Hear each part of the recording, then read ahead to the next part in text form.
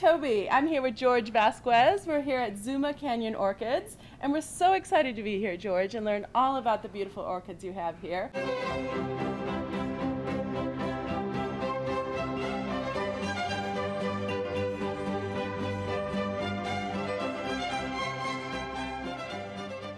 There are 30,000 species of orchids, of which we only grow... 30,000? Yeah, we only grow a few hundred. We try to have all the colors and varieties. So there's something for everybody here. We want to have something for everybody. Lots of color.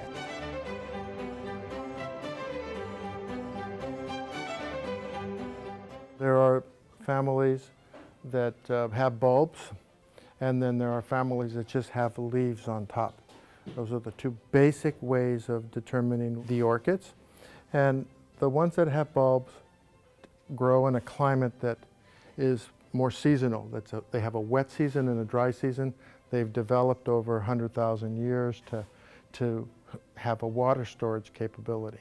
Every orchid has its own name. This one's called Queen Emma, and this one's called, I can't even pronounce it, it's a Thai name, right. And something gold. These are all Phalaenopsis, but these are my favorite. These are the novelties, and we're trying to grow different, different colors. We're here in another one of the greenhouses, and this is actually the growing greenhouse. Correct. And here the light is different, the temperature is different, and why don't you give us a little education about where does an orchid come from? How does it start? You hybridize, takes you 3 or 4 years to see the results. Amazing. Then you select the best ones, and then you clone them. Now that's another 2 or 3 years.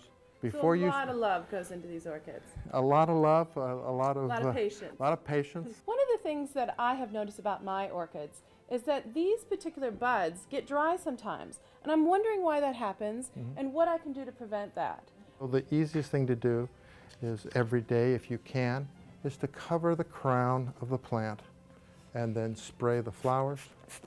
And now you can see that there's little beads of water right there. Can you see that? Yes. All right. In an hour, come back and look at that, and it'll be completely dry.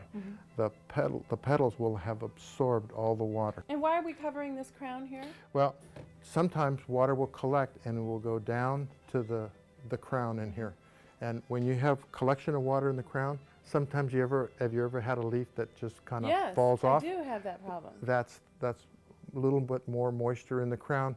We always say water in the daytime, never at night. Some people come home and they water at night. And why is that? Because the temperature of the water, as it gets colder, then the 15 degrees colder than the temperature of the plant, will cause a bacterial fungus that can occur.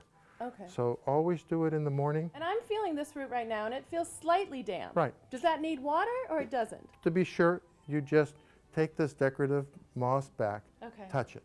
So I'm looking for a dry root, then I know to water. Correct.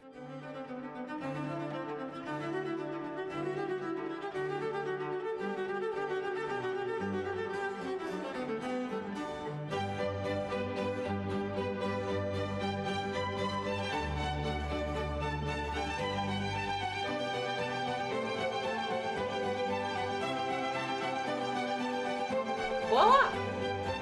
Well, thank you so much, George. We've had such a wonderful time at your orchid farm, and we've learned so much about orchids today, and it was just wonderful to spend time with you. Thank you so much. Okay, I hope to see you here soon. Absolutely. All right.